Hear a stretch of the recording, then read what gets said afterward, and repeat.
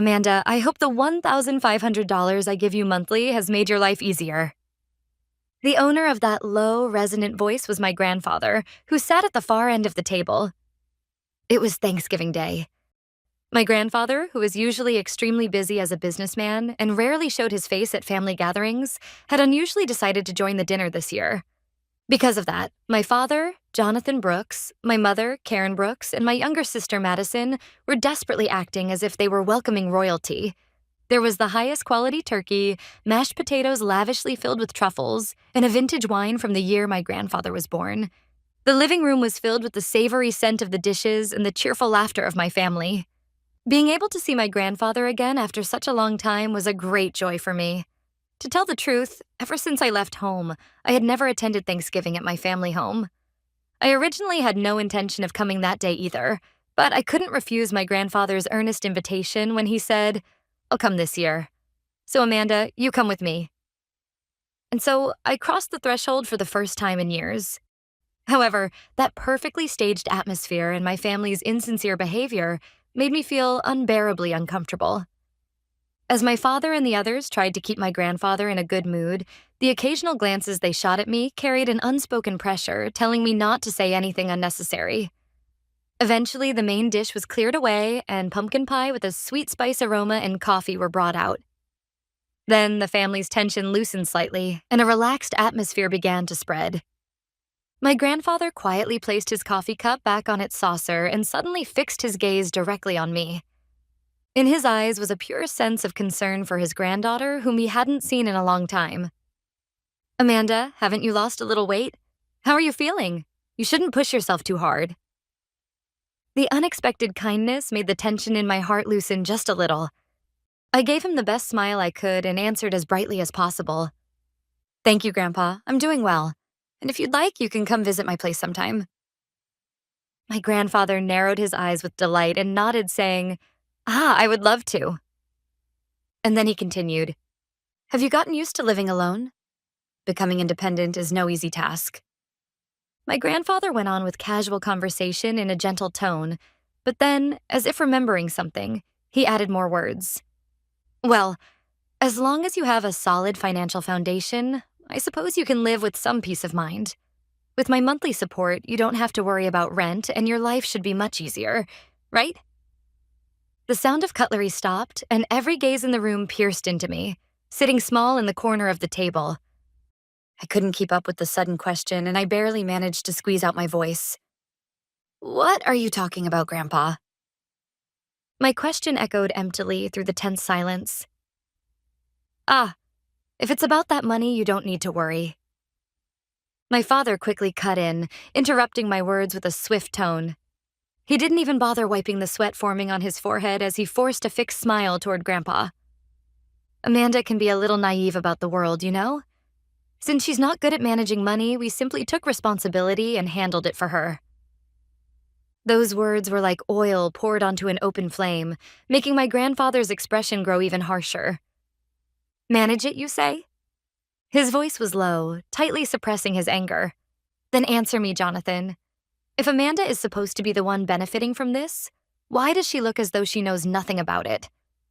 Can you show me proof right here, right now, that my money is truly being used for this child just as you claim?" The moment my father stumbled for words, my mother suddenly cut in, her voice trembling as though she were playing the tragic heroine. "Dad, how can you say something so cruel? You know how much we worry about Amanda, don't you? She's always been a difficult child, and we've been doing everything we can to protect her." But my grandfather was no longer fooled by her theatrics. He cut her off and exclaimed, "Be quiet, Karen. It was you who begged me for financial help in the first place."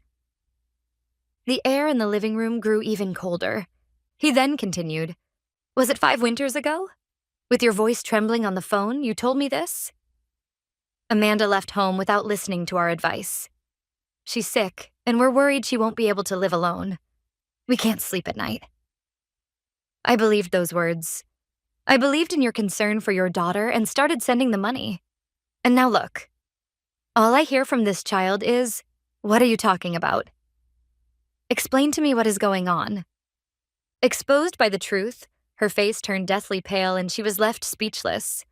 When she looked around as if begging for help, Madison, who had been silently picking at her nails until then, suddenly shouted in a shrill voice, "Grandpa, stop it already! You're going too far!" Madison stood up and glared at me. "You have no idea how much Mom and Dad have struggled. Amanda, you're always like this. Always talking about your own pain and suffering and never once thinking about how much everyone else has supported you. Even if you got the money, you just blow it all on meds or whatever nonsense you waste money on. That's why Mom and Dad have been managing it for you. What's wrong with that?" Those words became the final trigger. Madison knew. She knew exactly what our parents had been doing, benefited from it, and helped deceive me all this time. I hadn't even realized a sound had escaped my lips. "That's a lie." Everyone turned to look at me. "Liar." Shaking, I stared straight at every one of them. "I never said I wanted to leave this house. It was you both, Mom, Dad, who told me to get out. You abandoned me."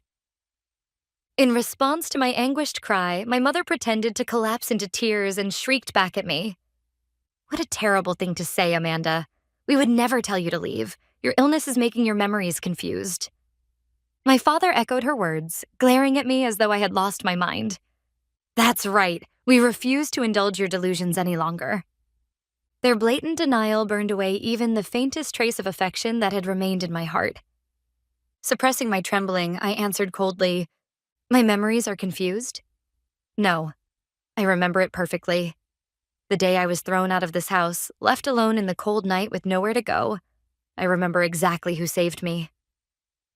I had never forgotten the despair of that night, the cold that sank into my bones, not even for a single day. It was simply impossible to forget. Keeping my glare fixed on all of them, I revealed the truth I had replayed in my heart countless times since that night. I ran to Paige's house, and she took care of me for 2 weeks until I found an apartment. Her parents also remember how I showed up sobbing in the middle of winter, with nothing but the clothes on my back. They were furious, saying, "How could any parent throw out their daughter in the middle of the night?" If you want, I can call Paige right now and put her on speaker. She can testify very clearly whether I ran away for fun that night, or whether I was thrown out. Mom's face stiffened. I continued, "Most of my paycheck disappeared instantly. Rent, living expenses, treatment for my chronic illness, medication. I didn't have a single cent left. Whenever I was truly desperate for money, I worked the overnight shift at a 24-hour diner after my day job, sacrificing my sleep just to survive." Speaking the words alone brought the memories flooding back.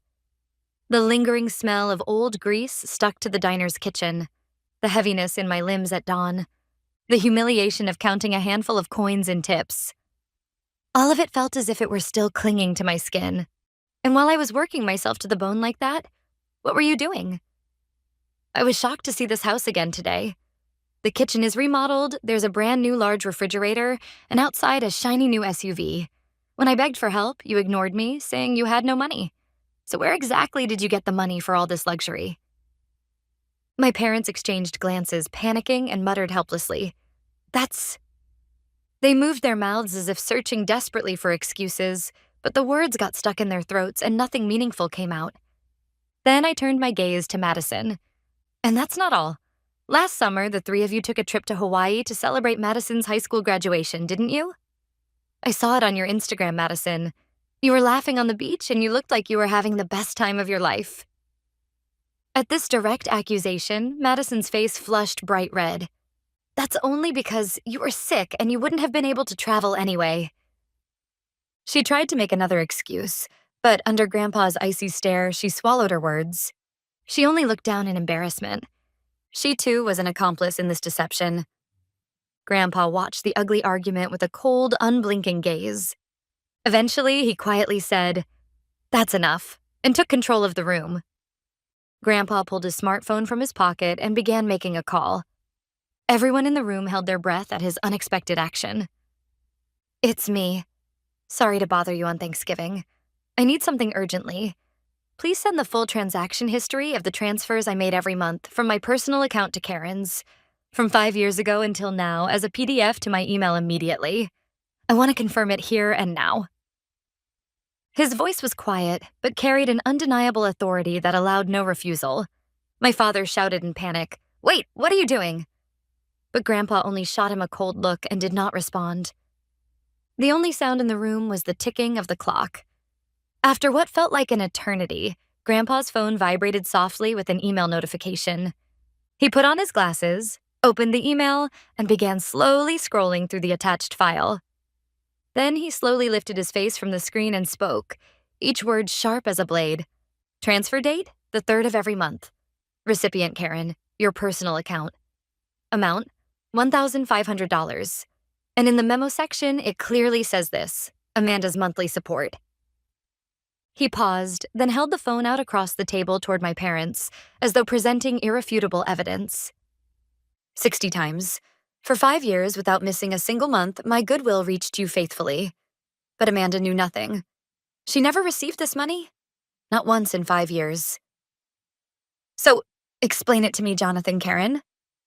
Where did my $90,000 disappear to? The total, $90,000, a specific and crushing figure, pressed heavily onto the atmosphere of the living room. It was no longer an amount that could be explained away with excuses. My father's face was twisted as if he had been punched in the gut, and my mother finally broke down, choking on sobs. Their faces were flushed red with guilt and shame. No excuse, no lie, could stand up against this immovable evidence. An unbearable silence dominated the room. My father finally forced out a voice, but it was neither an excuse nor a justification. Just one unbearably weak word. I'm sorry. That single word was the moment he admitted his guilt. When Grandpa heard it, he shook his head once in deep disappointment and quietly rose from his seat. He no longer spared them a single glance and gently placed his hand on my shoulder. Let's go, Amanda. There's no reason to stay here any longer. I nodded wordlessly and stood up. Leaving my stunned parents and sister behind, we turned our backs on them. Thus, the Thanksgiving dinner came to an end. The following weekend, Grandpa called for me, and I visited his home. Seated deep in the leather sofa of his study, Grandpa let out a long, heavy sigh the moment he saw my face. I'm sorry, Amanda. I should have uncovered the truth much earlier. This is my responsibility. His voice was thick with self-reproach. To be honest, it never occurred to me to doubt them at all. But when Tyler came to visit about a month ago and started talking about them, I began to sense something was off. Tyler was my mother's younger brother. In other words, my uncle. Grandpa spoke with a bitter expression, recalling their conversation. Tyler told me they were invited to dinner at Karen's place, and he felt like he was stepping into a movie star's mansion. Apparently, my mother held a sort of show-off party, inviting Tyler's family over to celebrate the completion of the kitchen remodel. Tyler was puzzled as he told me, the flooring was imported marble from Italy and the refrigerator was top-of-the-line commercial grade. I know Jonathan's company is doing only moderately well, so where did all that money come from? Don't tell me you have been secretly helping them out. Grandpa exhaled deeply, his face heavy with regret. The moment I heard Tyler's words, a terrible suspicion flashed through my mind. I was giving help. Yes, but that help was meant for you, Amanda. But what if the money wasn't going to you, but straight into their pockets? Tyler's description of their extravagant lifestyle would suddenly make perfect sense. That was the first time I realized the frightening possibility. I should have confirmed things with you much sooner. I thought I was helping you, but instead I ended up letting you suffer for 5 years. I quietly shook my head. It's not something you need to apologize for, Grandpa. If you hadn't spoken up, I might have lived my whole life without ever knowing the truth. I'm grateful to you. And then, for the first time, I confessed something I had kept buried in my heart. Ever since the day I was thrown out of the house, I fought with everything I had. When I realized I couldn't rely on my family, I decided I had no choice but to become strong. Strong enough to wear armor made of iron. I worked day and night, studied business through the pain, and 3 years ago, I started my own small consulting firm. Grandpa's eyes widened in astonishment. At first, all I had were tiny jobs, and there were so many times I thought I would break. But I never gave up. Now things are finally starting to move in the right direction. My clients are growing, and I'm financially stable enough that I don't need anyone's help anymore. I continued in a calm voice as I looked out the window. Of course, I lost a lot along the way. But because of that hardship, I was able to become truly independent. I gained a strength that belongs only to me, something no one can ever take away. When Grandpa finished listening to my words, he nodded deeply, his expression filled with both relief and pride. I see. You've grown into a fine woman, Amanda. You truly have worked hard, all on your own. His eyes glistened with faint tears, but his expression soon shifted into something far more severe. But that doesn't mean Jonathan and Karen's crimes can simply disappear. While you were struggling this much, they were stealing your money and living in luxury. This has gone far beyond the bounds of something that can be forgiven as a family matter. Grandpa spoke in a resolute voice. I intend to take formal legal action against them. This is a crime. They need to understand the weight of what they've done under the full force of the law. However, this will also pull you into the fight. I cannot proceed without your consent. Amanda, tell me what you want. At his words, I nodded quietly. I feel the same way, Grandpa. They need to face what they've done without looking away. Grandpa gave a heavy, solemn nod. Very well. Then we act at once. There is no need to show them mercy. With that, Grandpa reached into his coat without hesitation and pulled out his smartphone. He tapped the screen a few times and held it to his ear. Even though it was a Sunday afternoon, the person on the other end picked up after just one ring. Cooper? It's me. Sorry to disturb you on a holiday, but I need you to move quickly on an urgent case. Grandpa's voice had transformed entirely. Gone was the warmth he showed me a moment ago. In its place was the cold, commanding tone of a businessman standing at the forefront of his field. Yes, it's a lawsuit. The defendants are Jonathan Brooks and Karen Brooks. Yes, my daughter and her husband show no leniency whatsoever. The charges are embezzlement and fraud. The victim is my granddaughter, Amanda. The amount totals $90,000. Looking straight at me, Grandpa continued issuing instructions to Cooper on the other end of the line, his voice calm but carrying a chilling edge. As evidence, I already have the transfer records from my personal account, but we need definitive proof of what they used the money for. Begin the investigation immediately and trace every one of their financial assets. Bank transactions, credit card statements. Yes, find the source of the funds for their home remodel and the new car. Gather overwhelming evidence so they cannot escape. Yes, proceed. Prepare the complaint as soon as possible and slap it directly onto their doorstep. When the call ended, Grandpa placed his smartphone on the table and spoke to me with unwavering conviction. Cooper is the lawyer I trust most. He'll handle everything flawlessly. With this, the die has been cast. And so, our resolve began moving forward, given form through the law. About a month later, my smartphone began ringing violently. The screen displayed 3 letters. Mom. I declined the call once, but it kept coming again and again with relentless persistence. When I finally gathered the resolve to press the answer button, her sobbing and piercing voice exploded through the receiver. Amanda, please. Talk to Grandpa. Beg him to withdraw the lawsuit. We're really sorry. We're truly repenting. If this continues, we'll lose everything. Please, Amanda, I'm begging you. The moment I heard her desperate pleading and the word family, my heart became strangely cold and still. With a voice stripped of all emotion, sharp as ice, I said, Repenting? Is that how someone who's repenting behaves? What? Help you because we're family? I can't believe you can say that. You're not trembling because you regret what you did to me. You're scared of losing your comfortable life and your social image, aren't you? She fell silent for a second, as if the truth had struck her hard, then rushed into rapid excuses. No, we really are reflecting on what we did. We can talk it through. Talk it through? It's too late for that. Grandpa called the lawyer because you deceived me for 5 years, ignored my suffering, and spent my money on luxury. This isn't something that can be solved with reflection. This is the consequence of what you chose. Amanda, how can you take your own family to court? At her voice full of self-pity, I finally pulled out the thorn that had been lodged in my chest for so long and thrust it back at her. Do you remember 2 years ago, when I called you crying because I couldn't afford the renewal fee for my apartment? I needed help more than anything. I threw away my pride and begged you. And what did you say? Handle your own problems. Stop relying on us. Don't expect us to bail you out. Then you coldly hung up on me. On the other end, I heard her inhale sharply. Her silence confirmed everything. So now I'm going to return those exact same words to you. Handle your problems yourselves. With that, I ended the call.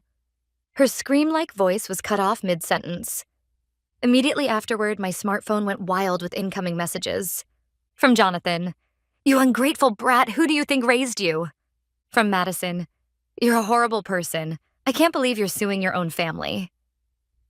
I didn't respond to any of them. One by one, I blocked their numbers. And then the trial began. The atmosphere in the courtroom was cold and solemn. In the high-ceiling room, even the judge's single cough echoed with heavy gravity. My parents, who were seated across from the witness stand, looked nothing like the arrogant figures I saw on Thanksgiving night. Jonathan sat with his shoulders slumped as if swallowed by his suit, and Karen stared blankly into the void, her face pale. Madison, sitting beside them, had lost her former glow entirely and kept her head down, trembling.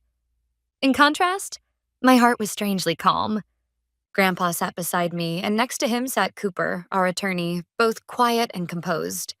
All we were waiting for was the proper end to be delivered. Cooper began presenting the evidence one piece at a time, calmly and methodically. He showed the 60 months of bank statements documenting the transfers from Grandpa's account into Karen's personal account. He pointed out the unambiguous note in the remarks section, Amanda's monthly rent. But the most decisive evidence came from Karen's account records. A few days after each deposit from Grandpa on the 3rd of every month, withdrawals for a car loan or credit card payments for vacation expenses were made, as if perfectly timed. There was not a single line indicating any transfer made to me.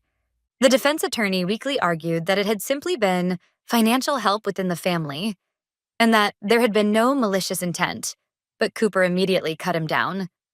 "No malicious intent, you say? Then please explain this."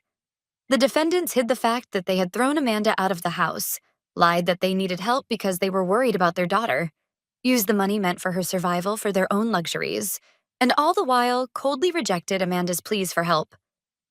Where in this series of actions are we expected to find goodwill? The courtroom fell silent. Everyone understood the ugly truth of this family. When the closing arguments ended, the judge opened his mouth to announce the verdict. His voice carried no trace of emotion, sounding instead like the voice of the law itself. The defendants, Jonathan Brooks and Karen Brooks, are found, beyond any reasonable doubt based on the submitted evidence, to have committed unlawful misappropriation of funds belonging to the plaintiff, Amanda Brooks. Therefore, the defendants are hereby ordered to return the full amount of $90,000 misappropriated over the course of 5 years, plus an additional 5% annual interest for delayed damages. A sharp sound echoed as the gavel struck. That dry sound signaled my severance from the past. Jonathan hung his head in defeat, and Karen quietly collapsed in tears. I did not look at them. I kept my gaze fixed straight ahead. The trial ended and several months passed. Into my personal bank account was deposited $90,000, along with the accumulated interest, bearing the full weight of the 5 years that had been stolen from me. I used a portion of the money to give Grandpa a heartfelt gift for everything he had done for me. The rest I invested back into the consulting company I had poured my life into building, and saved for the peaceful future I was finally able to envision. It was no longer money I needed to survive. It was proof, undeniable and official, that my justice had been recognized and my dignity restored. With Grandpa's support, I finally received the assistance that should have been mine from the beginning, and I severed myself completely from the hateful past. I had begun to walk forward powerfully into a new life that belonged only to me, where no one could ever exploit me again. One bright Sunday afternoon, I sat with Grandpa on his home terrace, the two of us drinking tea together. As the quiet hours passed, he hesitated slightly before sharing an update about them. Jonathan and Karen. According to Grandpa, my parents had sold the house to pay the damages ordered by the court. The newest high-end refrigerator they bought while ignoring my pleas for help. The shiny SUV in the driveway. All of it. Every piece of their life built on appearances and lies had been sold off. Now they are living in a small, old apartment on the other side of town. Jonathan had lost his professional credibility, and Karen, completely worn down, rarely left the house anymore. "How is Madison?" I asked quietly.